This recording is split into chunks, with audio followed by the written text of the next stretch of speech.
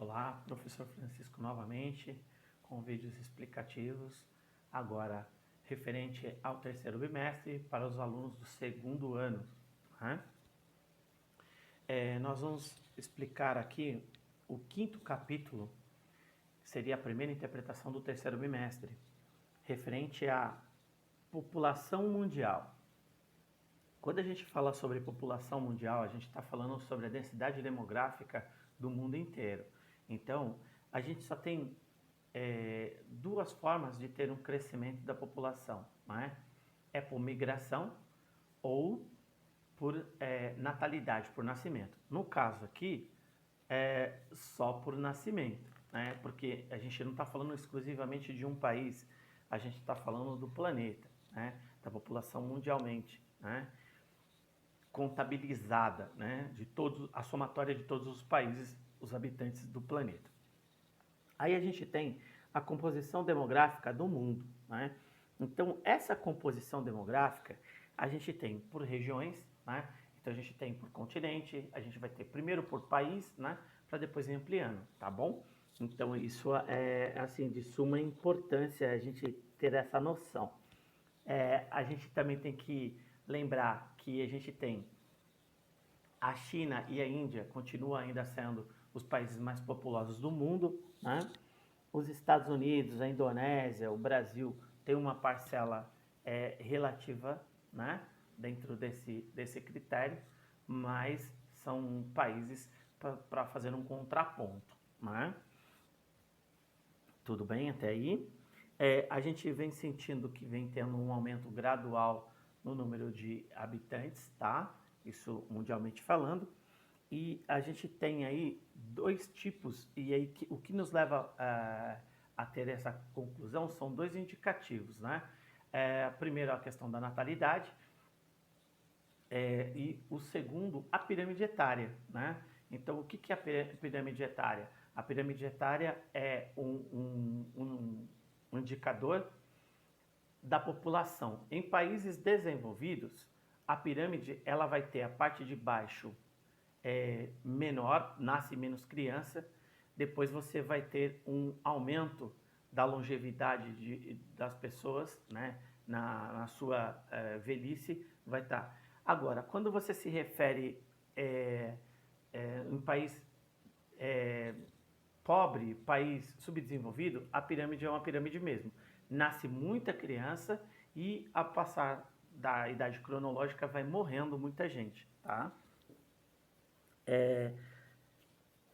Transição demográfica.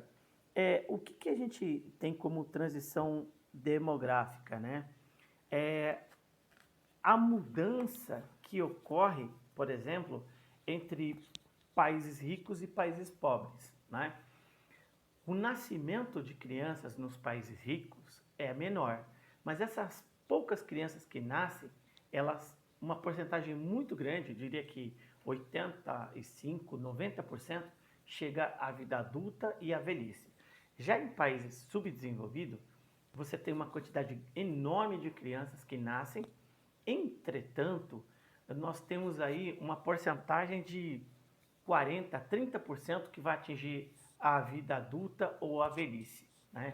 Ou seja, diminui muito devido às condições que cada país vai dar aí para sua população, tá bom? A distribuição e a concentração demográfica. A distribuição, ela tá ligada à oportunidade. Aonde você tem o maior contingente de pessoas, aonde você tem a maior oferta de comida, de água, de emprego, aí você vai ter o maior número de pessoas. Se você não tem isso, você não tem possibilidade de ter um contingente, né?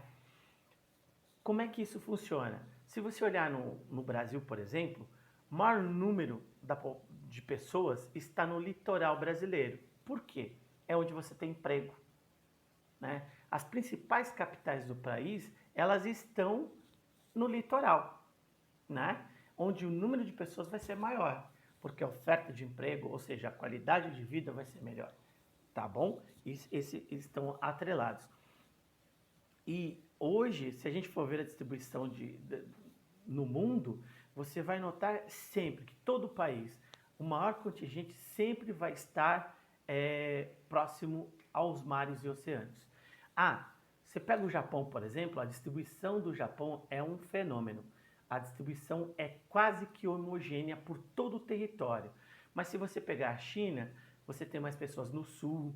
Se você pegar a Índia, você tem mais pessoas ao sul. Você tem, se você pegar os Estados Unidos, você tem a população norte-americana, ela está concentrada mais à direita, a leste, do que a esquerda a oeste. Isso devido ao processo de ocupação também, devido à colonização. Tudo isso também em voga, tá, gente? A situação da mulher no mundo. Gente, a gente está passando uma fase que a mulher ainda continua não tendo um reconhecimento profissional, né? A mulher ainda continua, mas o pensamento da mulher tem mudado, né? Então aquela questão, porque vamos lembrar que só a mulher pode gerar filhos, né? E hoje o pensamento é em conquista profissional, em se valorizar. Então isso tem feito que a taxa de fecundidade, que é o número de crianças, de filhos por mãe, ela venha caindo, né? Na década de 40, era de aproximadamente de 4 filhos por mulher. Hoje é basicamente um filho por mulher, tá? É contabilizado todas as mulheres que têm de 14 até 40 anos, se não me falha a memória, e aí você divide pelo número de filhos. É lógico, tem mulher que vai ter 20 filhos e tem mulher que não tem filho, mas aí você divide e aí é como se fosse uma quantidade de filho per capita por mãe, né? E aí você faz essa divisão, tá bom?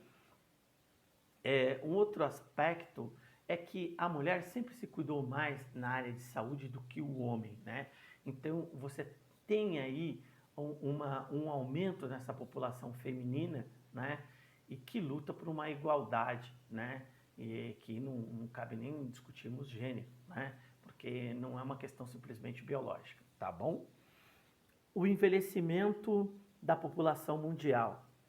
A população vem envelhecendo por alguns fatores. Um deles, muito importante, é o desenvolvimento das pesquisas na área de saúde, né?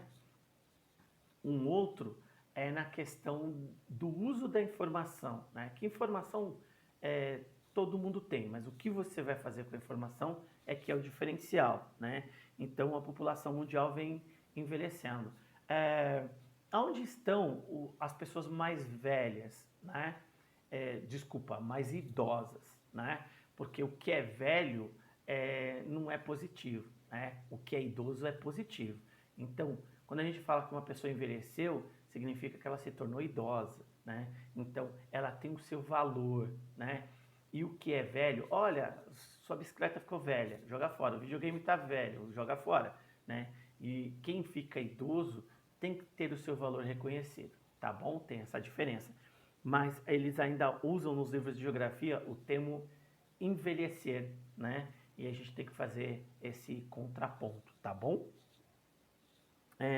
Um outro tópico é a senilidade e o bem-estar.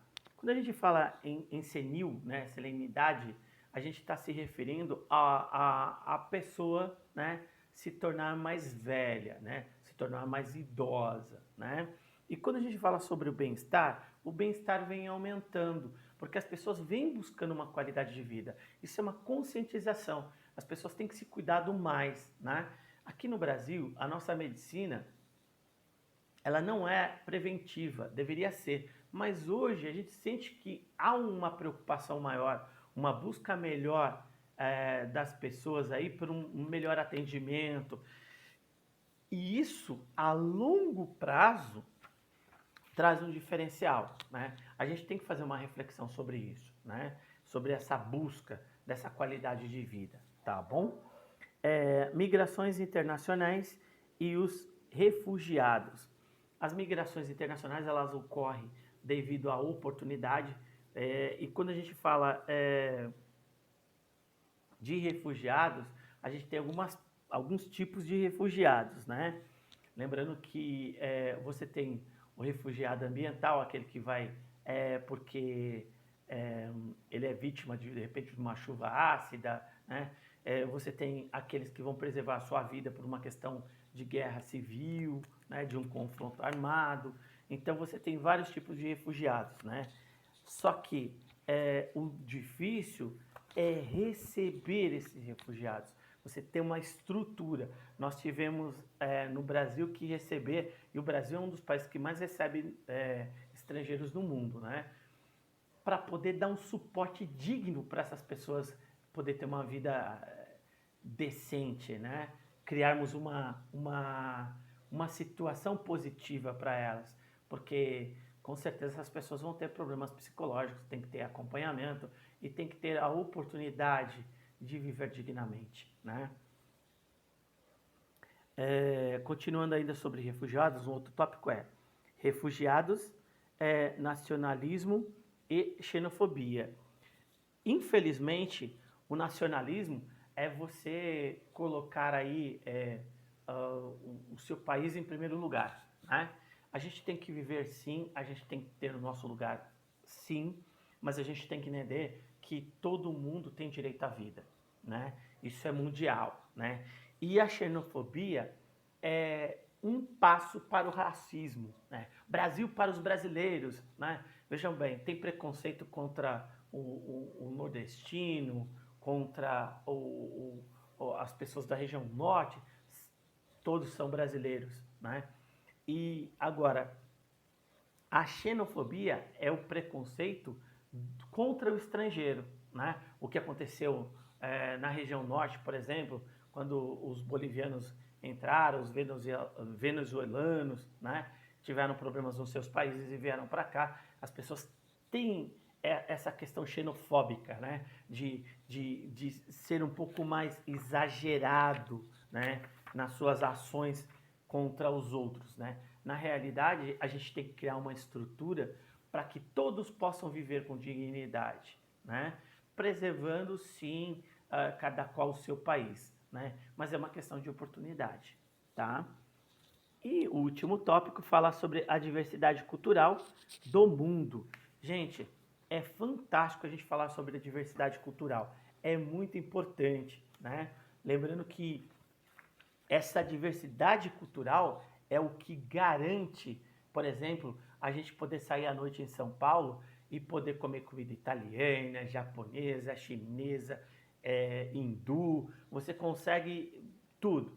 A gastronomia é um desses caminhos, mas tem outras coisas muito interessantes que a gente pode também e acaba absorvendo das outras culturas, né? Eu acho que o que é positivo a gente tem que absorver realmente, porque isso pode implicar em qualidade de vida, tá bom? Ficamos por aqui e assim terminamos o 5º capítulo para os alunos do 2º ano.